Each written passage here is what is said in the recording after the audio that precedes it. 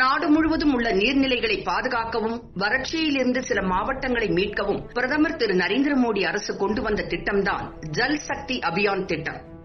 இந்த திட்டம் மூலம் தமிழகத்தில் உள்ள அடிக்கடி வறட்சியை சந்திக்கும் 8 மாவட்டங்களில் பல தாலுகாக்கள் மீண்டும் நிலத்தடி நீர்வளத்தை பெற்றுள்ளது. நம் நாடு வித்தியாசமான தட்பவெப்ப நிலையை கொண்ட நாடாக உள்ளது.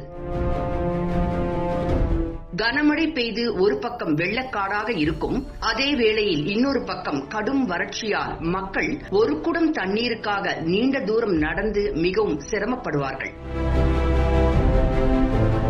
இந்த பிரச்சனையை சரி செய்யவும் இயற்கை வளத்தை பாதுகாக்கவும் ஜல் சக்தி அபியான் என்ற திட்டத்தை நரேந்திர மோடி அரசு சென்ற 2019ஆம் ஆண்டு தொடங்கி அமல்படுத்தி வருகின்றது.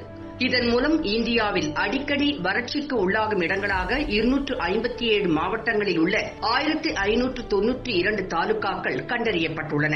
இந்த மாவட்டங்களில் உள்ள நீர்நிலைகள் மத்திய அரசால் இப்போது தொடர்ந்து கண்காணிக்கப்பட்டு நீர்நிலையை அதிகரிக்க உரிய நடவடிக்கைகள் எடுக்கப்பட்டு வருகின்றன.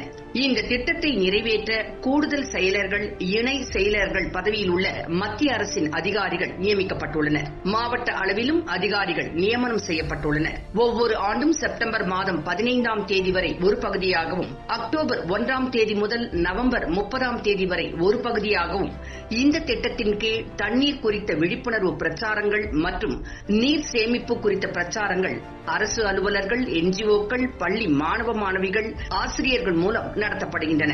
மேலும் நீர் சேமிப்புக்கான பணிகளும் முடுக்கிவிடப்படுகின்றன.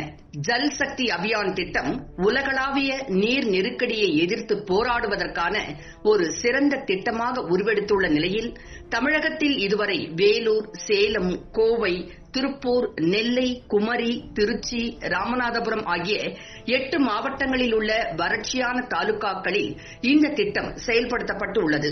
வறட்சியை அடிக்கடி சந்திக்கும் வேலூர், சேலம், ராமநாதபுரம் மாவட்டங்களில் பாரம்பரிய நீர் சேமிப்பு முறைகளை பயன்படுத்தி பல நீர்க்குளங்கள், ஏரிகள், கண்மாய்கள் புதுப்பிக்கப்பட்டுள்ளன. இதன் மூலம் அந்த கிராமங்களில் மழை பொழியும் போதும் மலைப்பகுதிகளிலிருந்து நீர் பெருக்கெடுத்து வரும்போதும் இப்போது ஒரு சொட்டு தண்ணீர் கூட வீணாவதில்லை. மக்கள் குடிநீருக்காக அலைவதும் இப்போது நின்றுவிட்டது.